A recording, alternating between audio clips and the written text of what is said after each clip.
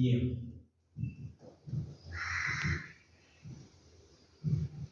तो मेंडल ने जो पहला नियम, 3 नियम दिए थे मेंडल ने। पहला नियम दिया था वो था प्रभाविता का नियम। दूसरा नियम, तो पहला नियम है लॉ ऑफ डोमिनेंस, जिसको बोलते हैं प्रभाविता का लक्षण, प्रभाविता का नियम। क्या नाम नियम दिया था? प्रभाविता का नियम। तो मेंडल ने मटर के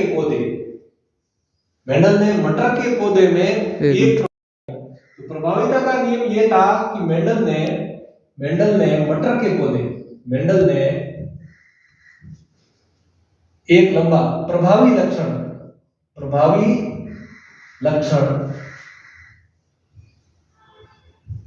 एवं अप्रभावी लक्षण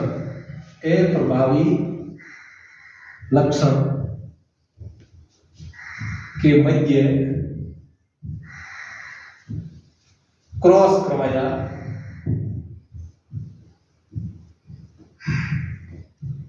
तो प्रथम पीढ़ी में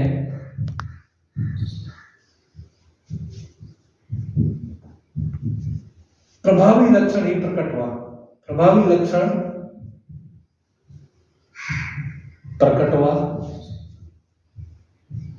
प्रकट हुआ तथा अप्रभावी लक्षण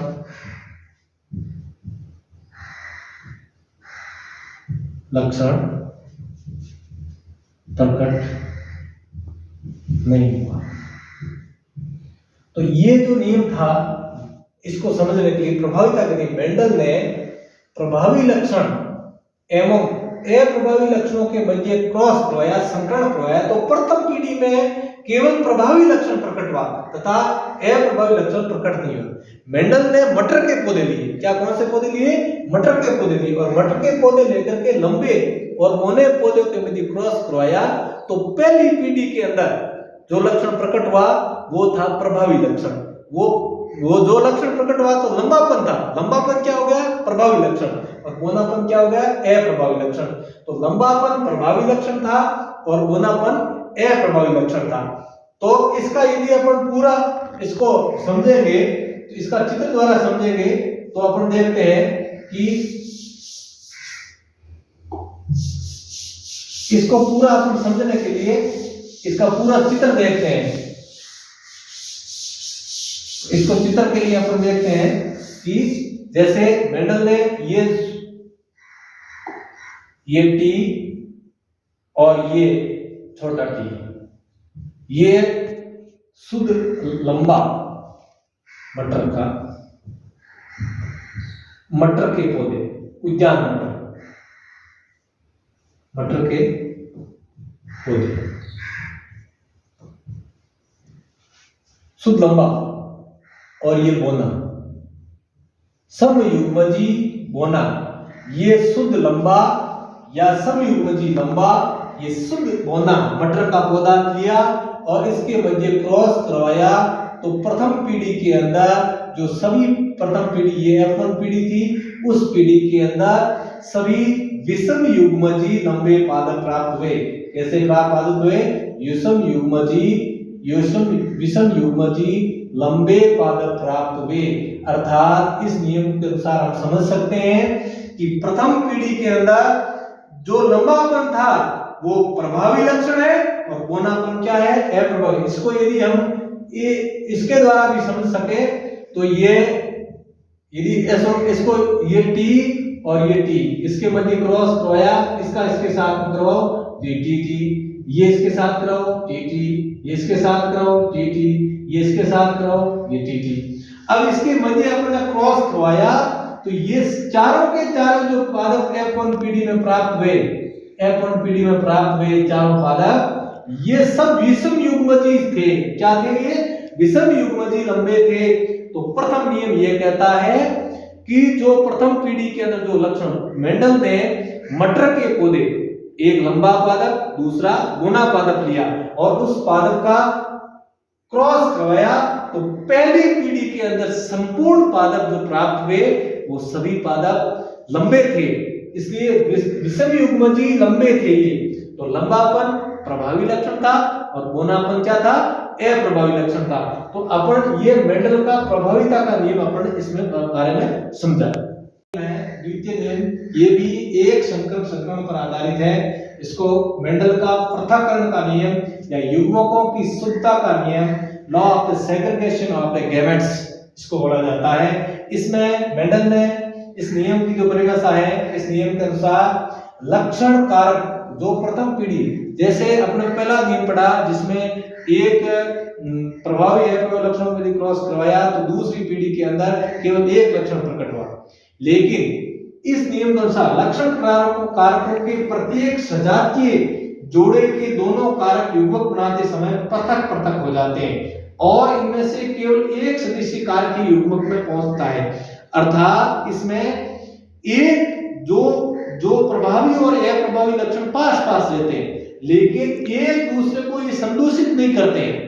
अर्थात जब इनका दूसरी पीढ़ी में ये जाते हैं तो इसमें युग्मक पृथक पृथक हो जाते हैं, इसलिए इसका नाम पड़ा युग्मक पृथक्करण का नियम या युग्मकों की शुद्धता का नियम। इसको यदि हम समझें तो जैसे अपने पढ़ा मेंडल ने ये शुद्ध लंबा और बोना पादप लिया, तो बोना पादप लेने के बाद ये प्रथम पीढ़ी प्राप्त हुई, F1 पीढ़ी जिसको बोलते हैं। और इस F1 पीढ़ी के अंदर यदि हमने F1 पीढ़ी ली और इस F1 पीढ़ी के अंदर इसमें जो संतति प्राप्त हुई इसको बोलते हैं विषम युग्मजी संकर संतति। विषम युग्मजी संकर संतति, ये जो संतति प्राप्त हुई विषम युग्मजी संकर संतति F1 पीढ़ी में प्राप्त हुई। अर्थात यहाँ पर एक प्रभावी लक्षण भी है और यहाँ एक अप्रभावी लक्षण भी है। ये दोनों पास पास स्थित है, लेकिन ये एक दूसरे को संदूषित नहीं करते। जब ये जो लक्षण प्राप्त हुए इसको यदि हम यूं समझे, ये पृथक्करण का जो नियम है ये एक संकर संकरण पर आधारित है। एक संकर संकरण पर आधारित जैसे हमने ये T और T लिया, ये नर युग्मक है, ये मादा युग्मक है, ये इसका स्वयं परागण करवाया। कैसे परागण करवाया? स्वयं परागण। कैसा परागण है? स्वयं परागण, सेल्फ पॉलिनेशन ये करवाया। तो प्रथम पीढ़ी के अंदर T और T, ये T और T प्राप्त हुए, इसमें ये T और ये T प्राप्त हुए, इसमें ये T और T प्राप्त हो गए, इसमें ये T और ये T प्राप्त हो गए। तो ये जो प्राप्त हुए इसका विषम युग्मजी संकर संतति में, अब पहले नियम से भिन्न है। विषम युग्मजी संकर संतति में प्रभावी और अप्रभावी लक्षण पास पास होते हुए भी एक दूसरे को संदूषित नहीं करते हैं। अर्थात इनकी लक्षणों की मशागति पृथक पृथक रूप से होती है, इसीलिए इसका नाम पड़ा युग्मकों की शुद्धता का नियम, इसका नाम पड़ा पृथक्करण का नियम, इसको इंग्लिश में law of the segregation of the gametes इसका नियम का नाम। तो ये जो नियम है, ये जो प्राप्त हुआ ये शुद्ध लंबा है या समयुग्मजी लंबा, ये समयुग्मजी लंबा है, ये विषम युग्मजी लंबा है और ये भी विषम युग्मजी लंबा है और ये भी समयुग्मजी बोना है। क्या ये समयुग्मजी? ये बोना है, ये भी समयुग्मजी बोना है। ये F2 पीढ़ी है। ये क्या है? F2 पीढ़ी है। अब इसमें इस पीढ़ी का लक्षण प्रारूप और जीन प्रारूप आप पढ़ चुके हो, तो इसमें आपने पढ़ा कि 25% प्लांट जो पादप प्राप्त हुए वो थे लंबे, समयुग्मजी लंबे। 50% जो पादप प्राप्त हुआ वो थे विषम युग्मजी लंबे। क्या पादप प्राप्त हुए? विषम युग्मजी लंबे पादप। और 25% जो पादप प्राप्त हुए वो थे समयुग्मजी बोने। अब इनका लक्षण प्रारूप और जीन प्रारूप पहले मैं बताया था कि इसमें लक्षण प्रारूप जो बाह्य प्रतीति के आधार पर आपको पता किया जाता था कि 3 पादप हैं, वो तीनों लंबे दिखाई देते हैं। पादपों की संरचना कैसी बाहर से दिखाई देती है, बाह्य एक्सटर्नल इसकी लंबाई और चौड़ाई लेंथ कैसी दिखाई देती है। इसका हो गया 3:1। कितना हो गया? 3:1। याद रखना।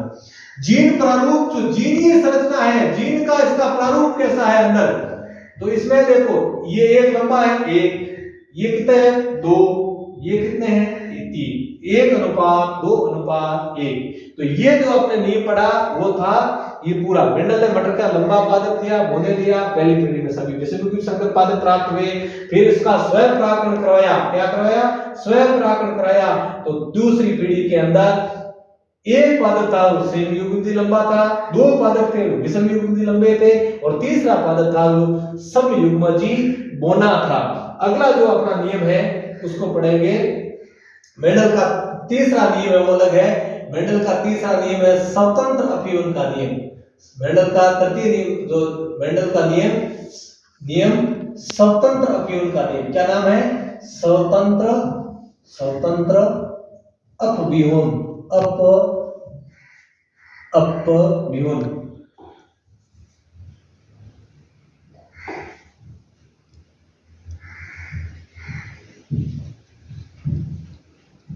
इस नियम को बोलते हैं इंग्लिश में law of the independence assortment. क्या बोलते हैं law of the independence assortment. स्वतंत्र ये जो नियम है एकमात्र ये नियम है ये द्विसंकर संकरण पर आधारित है। किस संकरण पर आधारित है द्विसंकर संकरण पर आधारित है। द्विसंकर संकरण पर आधारित है। इसमें इसका जो है मेंडल इसकी परिभाषा है कि मेंडल ने 2 जोड़ी विपर्यासी लक्षणों के मध्य क्रॉस करवाया तो एक लक्षण की उपस्थिति का दूसरे लक्षण की उपस्थिति पर कोई प्रभाव नहीं पड़ा, अर्थात लक्षणों की वसागति स्वतंत्र रूप से होती है। लक्षणों की वसागति कैसे होती है स्वतंत्र रूप। इसकी परिभाषा में लिखेंगे मेंडल ने 2 जोड़ी विपर्यासी लक्षणों के मध्य क्रॉस करवाया तो एक लक्षण की उपस्थिति का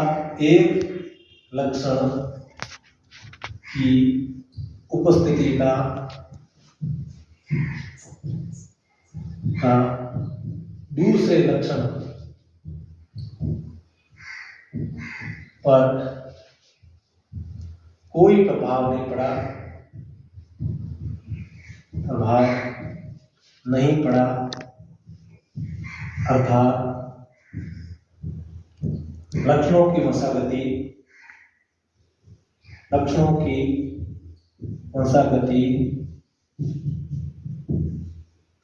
स्वतंत्र रूप से होती है।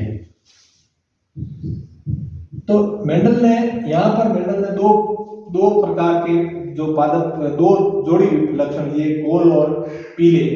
जो बीज की आकृति थी गोल और पीले रंग की उस आकृति को इन्होंने लिया और लेकर के इन्होंने 2 जोड़ी विपर्यासी लक्षणों के मध्य क्रॉस करवाया। तो इसके बारे में हम पूरा पढ़ेंगे। जैसे ये तो मेंडल ने क्या किया पूरे चार्ट्स के द्वारा पढ़ेंगे। जैसे मेंडल ने प्रथम R Y इसका क्रॉस करवाया R इसके पूरा ये थे गोल पीले, क्या थे गोल और पीले। इसका क्रॉस करवाया झुर्रीदार हरे। कैसे पादप बीज का आकार कैसा था झुर्रीदार हरे। इसका क्रॉस करवाया तो R ये F1 पीढ़ी प्राप्त हुई। कौन सी पीढ़ी प्राप्त हुई F1 पीढ़ी। ये जो पादप थे गोल पीले विषम युग्मजी गोल पीले पादप प्राप्त हुए। कैसे विषम युग्मजी ये संकर संतति प्राप्त हुई गोल और पीला। इस गोल और पीले को यदि इन्होंने क्रॉस करवाया तो 4 प्रकार की संतति इनको प्राप्त होगी। कितनी संतति प्राप्त होगी कैसे संतति प्राप्त होगी इसमें अपन पूरा ये चार्ट बनाएंगे तो हमको 4 संतति प्राप्त होगी। कितनी होगी 4। जैसे एक होगी RY, दूसरी होगी R छोटा y, तीसरी हो गई R बड़ा Y, तीसरी RY। ये 4 संतति प्राप्त हुई है। इन चारों संतति को यदि हम पूरा इसका क्रॉस करवाएंगे 9 का तो ये पूरा अपने ऐसे इसके चार्ट बनाएंगे। 16 पादपों का ये एक पूरा इसमें हम चार्ट बनाएंगे।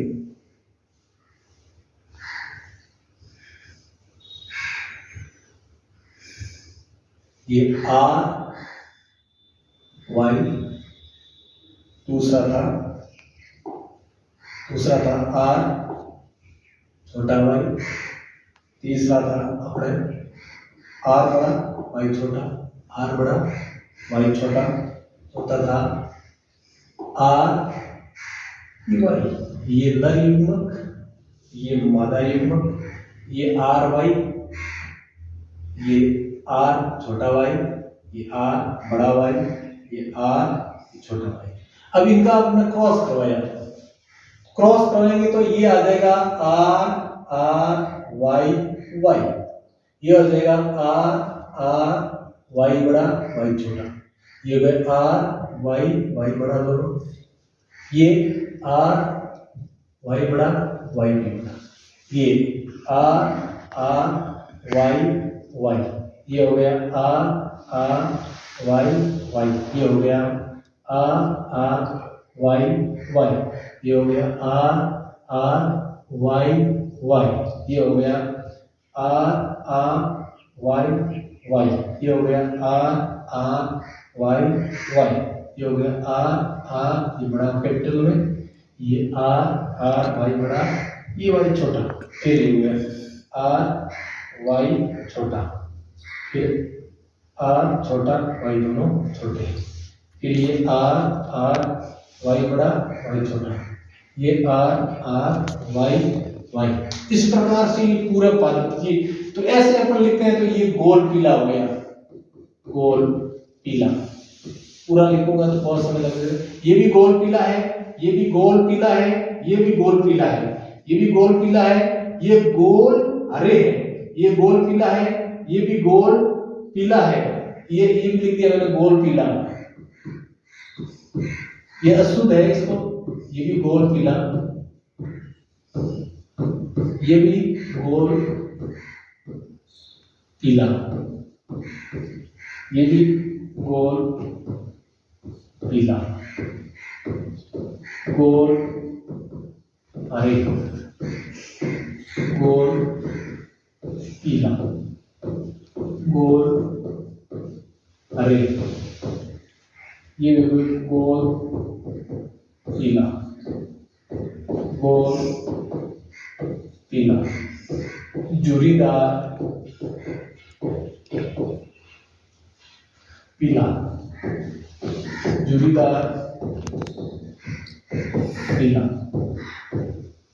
ये भी हो गया गोल पीला, गोल हरा, जुरीदार पीला, ये जुरीदार हरा, जुरीदार हरा, ये की बात है। इसका यदि अपन लक्षण प्रारूप लेंगे, ये लक्षण प्रारूप मतलब लक्षण प्रारूप अपन लेंगे अपने 10वीं स्टैंडर्ड में, इसका लक्षण प्रारूप की अपन को ज्यादा ध्यान रखने की जरूरत है। इसका जो लक्षण प्रारूप होगा तो गोल पीले, तो देखते कैसे है 3 गोल पीले, तो इसकी जो होंगे 9:3:3:1, क्या आ गया 9:3:3:1।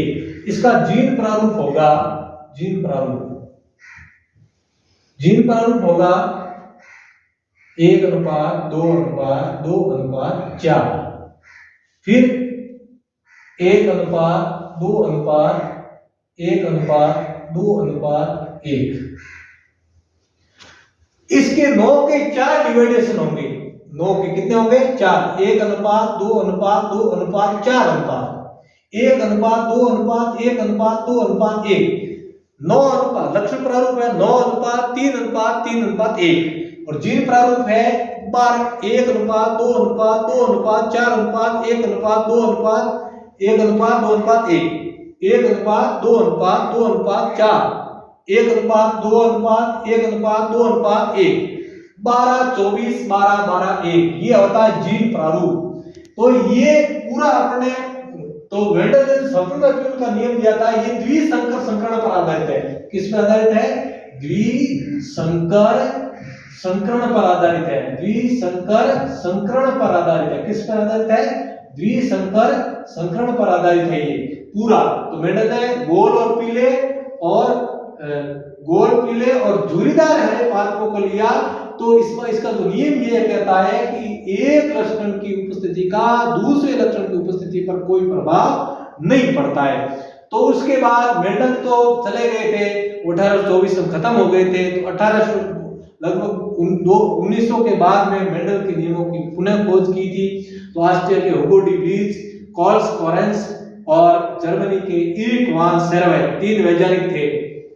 ऑस्ट्रिया के हुगो डी व्रीज और जर्मनी के कार्ल कोरेंस और इरिक वान सेरवे जिन्होंने मेंडल के नियमों की खोज की और मेंडल के नियम आज की तारीख में बहुत प्रशंसनीय है। तो मेंडल के नियमों पर पूरी जेनेटिक्स आधारित है और मेंडल में सक्सेस होने का कारण यही था कि इन्होंने बहुत जो भी इसने प्रयोग किए अपनी डायरी में लिखा। तो मेंडल की जो डायरी थी उसको पढ़ के बाद में उन्होंने इतना बड़ा वैज्ञानिक था और मेंडल के नियमों के आधार पर ये अपने जेनेटिक्स का टॉपिक है, बहुत शॉर्ट में मैंने इसको बताया है। तो आप लोग इसको पढ़िए, ध्यान से पढ़िए। तो इस प्रकार से अपन मेंडल के नियमों के बारे में पढ़ सकते हैं और मेंडल के नियम अपने 10th स्टैंडर्ड का मैंने पढ़ाया, 12वीं स्टैंडर्ड का इसमें ये कुछ इसमें हो सकते हैं, लेकिन इसको आप ध्यान से पढ़ोगे तो निश्चित रूप से आप ये पढ़ेंगे। बहुत सिंपल व्यू में मैंने जेनेटिक्स को बताया है, तो ये आप सब विद्यार्थियों के लिए बहुत ही सरल भाषा में इसको समझा है। इसलिए बहुत इस पार्ट को आप बहुत ध्यान से पढ़िएगा। और ये अब कुछ इसमें टॉपिक था दूसरा था वो हटा दिया, ये पार्ट है इसका।